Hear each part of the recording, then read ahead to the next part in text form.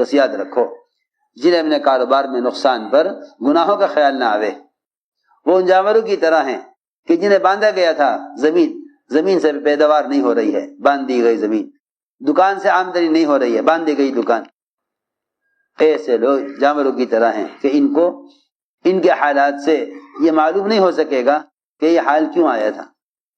تو اس لیے فرمایا کہ جانور کہ وہ نہیں جانتا فیما عقل و فیما ارسلا کہ کیوں باندھا گیا تھا، کیوں کھول دیا گیا، کیوں باندھ دیا گیا، کیوں کھول دیا گیا۔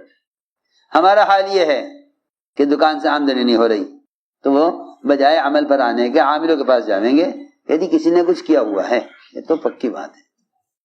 ہاں آپ دیکھ لو سب اکثریت مسلمانوں کی ان کا خیال یہ ہے کہ دکان پر سحر ہے۔ جنہیں اعمال سے کامیابی لینی نہیں آتی وہ بیچارے عملیات سے کامیابی لینا چاہتے ہیں، ورنہ جو قوت آدمی کے اپنے عمل کی ہے وہ کسی عامل کی کہاں ہو سکتی ہے۔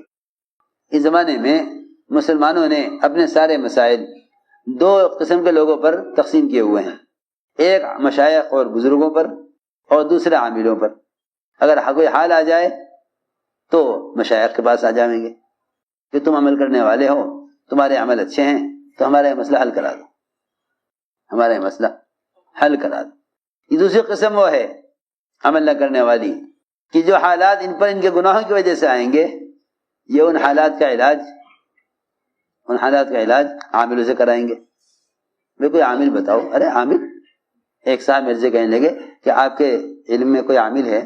میں نے کہا بھائی میرے علم میں تو آپ ہی عامل ہیں، اگر آپ عمل صحیح کریں گے تو آپ کامیاب ہیں، اگر آپ کے اعمال برے ہیں تو باہر کا عامل کیا کر لے گا، باہر کا عامل کیا کر لے گا۔ یہ حال ہے لوگوں کا کہ وہ عملیات کرنے والوں کو تلاش کرتے ہیں بجائے اس کے کہ اپنے اعمال سے اللہ کو راضی کر کے اللہ کی ذات سے براہ راست فائدے اٹھانا۔ جی ہاں، مارے پھرتے ہیں۔ دو لوگوں کی قسم کی تلاش ہے مسلمانوں کو جو حالات میں ہیں، ایک عاملوں کی تلاش ہے اور دوسرے اس تلاش میں رہتے ہیں کہ کوئی مستجاب الدعوات مل جاوے جس کی دعا قبول ہوتی ہو۔ ایک صاحب نے پوچھا کہ بھئی آپ کے علم میں ہے کوئی مستجاب الدعوات؟ اس وقت دنیا میں کون ہے وہ شخص جس کی دعائیں اللہ کے یہاں قبول ہوتی ہیں؟ ہاں، اور بعض لوگ تو بتا بھی دیتے ہیں کہ بھئی آج کل دنیا میں فلاں شخص ہے وہ مستجاب الدعوات ہے۔ تو یہ پوچھا کہ بھئی آپ کو معلوم ہے مستجاب الدعوات؟ میں نے کہا بھئی یہ تو مجھے معلوم نہیں۔ میں نے جواب دیا کہ یہ تو مجھے معلوم نہیں دنیا میں مستجاب الدعوات کون ہے، لیکن یہ مجھے معلوم ہے کہ مجیب الدعوات کون ہے، یہ معلوم ہے۔ یہ مجیب الدعوات کون ہے یہ تو معلوم ہے، کہ دعاؤں کا قبول کرنے والا کون ہے وہ تو معلوم ہے کہ اللہ ہے، لیکن مستجاب الدعوات کون ہے کہ اللہ کس کی دعا قبول کرتے ہیں یہ تو ہم جانتے نہیں۔ یہ تو ہم جانتے ہیں کہ کون سا بندہ ایسا ہے جس کی دعا اللہ کے یہاں قبول ہوتی ہو۔ ہم تو یہ جانتے ہیں دعا کی قبولیت کے یہ ضابطے ہیں، اگر یہ ضابطے اختیار کر رہا ہے، اللہ سے دعائیں مانگ رہا، تو ہم جانتے ہیں کہ مجیب الدعوات کون ہے، دعا کو قبول کرنے والا کون ہے۔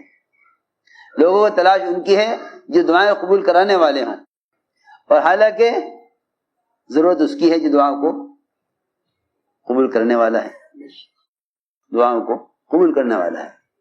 سیدھی بات ہے کہ تم اپنی حاجتوں کو اللہ سے براہ راست کیوں نہیں مانگتے، اپنی حاجتوں کو اللہ سے براہ راست کیوں نہیں مانگتے؟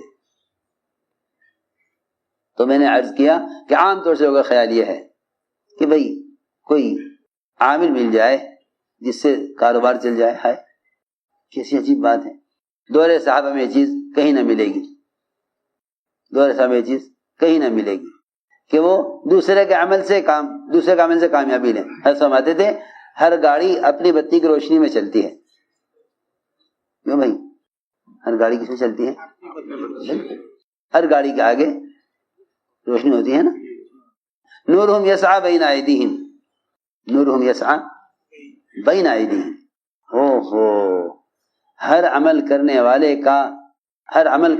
کے عمل کا نور اس کے آگے چلتا ہے۔ نورہم یسعی بین ایدیہم، نورہم یسعی بین ایدیہم۔ جتنی بھی سواریاں چلتی ہیں جہازوں سے لے کر گاڑیوں تک، کسی بھی سواری ہو، ہر سواری کی لائٹ آگے ہوتی ہے، وہ آگے کی تمام چیزوں کو، رکاوٹوں کو، جتنے بھی بریکر آتے ہیں راستے میں، وہ سب دکھلاتی رہتی ہے کہ تمہیں کہاں سے بچ کر نکلنا ہے، کہاں سے بچ کر نکلنا۔ ہر گاڑی کے آگے کی بتی ہوتی ہے، ہر گاڑی کے آگے بتی ہوتی ہے۔ جتنی تیز رفتاری سے وہ گاڑی چلے گی جو اپنی روشنی میں چل رہی ہے، اتنی تیز رفتاری سے وہ گاڑی نہیں چل سکتی جو دوسروں کی روشنی میں چل رہی ہے۔ اب سب کا خیال یہ ہے کہ بھئی بزرگوں کے عمل سے، بزرگوں کے اعمال سے اپنے مسائل حل کرواؤ۔ یوں سمجھتے ہیں اللہ والے اس لیے بنائے جاتے ہیں دنیا میں تاکہ عام انسانوں کی حاجتیں پوری ہو جائیں۔ لوگ اپنی حاجتوں کو اولیاء کی کرامتوں سے پورا کرانا چاہتے ہیں، حالانکہ اگر ولی کرامت ظاہر ہو رہی ہے تو ولی کی کرامت اس کے اپنے عمل کی ہے، ولی کی کرامت اس کے اپنے عمل کی ہے، ولی کی کرامت اس کے اپنے عمل کی ہے۔ تم اگر کرو گے عمل تو اللہ تمہارا بھی کرام کرے گا۔ کرامت کیا ہے؟ کرامت کیا ہے؟ لوگوں نے کرامتوں کو کوئی بڑی اونچی چیز سمجھا ہوا ہے۔ کرامت کیا ہے؟ کرامت ہے اللہ تعالیٰ کا اپنے بندے کا اکرام کرنا، اللہ بندے کا اکرام کرے کہ شکر نہیں تھی، بغیر شکر کے اللہ نے شکر دے دی، وہ گنج شکر ہو گئے۔ وہ کون ہو گئے؟ گنج شکر۔ وہ کون ہو گئے؟ گنج شکر۔ سمجھ آئی بات؟ ہاں، گنج شکر کی کرامت کیا؟ کہ گنج شکر کی کرامت یہ ہے کہ اللہ نے اپنے ولی کا اکرام کیا، اللہ نے ولی کا اکرام کیا کہ بغیر شکر کے شکر دے دی۔ یہ اکرام اللہ نے تمام صحابہ کا کیا، یہ اکرام اللہ نے تمام صحابہ کا کیا۔ بغیر تلوار کے درخت کی ٹہنی کو تلوار بنا دیا۔ جی ہاں، ایک تو کرامت کیا ہے؟ کرامت یہ ہے اللہ تعالیٰ اپنے بندے کے عمل پر اس کا اکرام کرے۔ اس لیے فرمایا تمہیں سب سے زیادہ کرامت والا وہ ہے، تمہیں سب سے زیادہ کرامت والا وہ ہے جو تمہیں اللہ سے سب سے زیادہ ڈرنے والا ہو۔ کتنی آسان بات ہے۔ ان اکرمکم عند اللہ اتقاکم، جو تم میں سب سے زیادہ تقوی والا ہے وہ تمہیں سب سے بڑا کرامت والا ہے۔ یہی ہے نا، لوگ اولیاء کی کرامتوں سے اپنے کام نکلوانا چاہتے ہیں، لوگ اولیاء کی کرامتوں سے اپنے کام نکلوانا چاہتے ہیں۔ اس لیے عجیب بات یہ ہے کہ اہل کرامت والے بزرگوں کو تلاش کرتے ہیں اپنے مسائل کے حل کے لیے، اللہ کو تلاش کرنے کے بجائے، اللہ کو تلاش کرنے کے بجائے انہیں تلاش کرتے ہیں جو اللہ تعالیٰ کے نیک بندے ہیں۔ اب تو میں نے اس کی مثال دے رہا تھا کہ بھئی جس طرح ہر گاڑی اپنی بتی کی روشنی میں چلتی ہے نا، اس طرح ہر عمل کرنے والا اپنے عمل کی روشنی میں چلتا ہے، ہر عمل کرنے والا اپنے عمل کی روشنی میں۔ اگر یوں ہوا کرتا کہ عام مسلمان تو عمل نہ کریں، ہر علاقے میں ایک ولی ہو جاوے جو عوام کی حاجتوں کو اللہ سے پوری کرا دے، تو اس کا مطلب یہ ہوتا کہ دین اور دین کے احکام یہ چند لوگوں کے لیے ہوں تاکہ ان کے شریعت پر چلنے سے باقی مسلمانوں کے مسائل حل ہو جائیں۔ ایسا نہیں ہے، ایسا نہیں ہے۔ کرامات اولیاء اولیاء کے لیے ہیں، کرامات اولیاء اولیاء کے لیے ہیں، کرامات اولیاء اولیاء کے لیے ہیں۔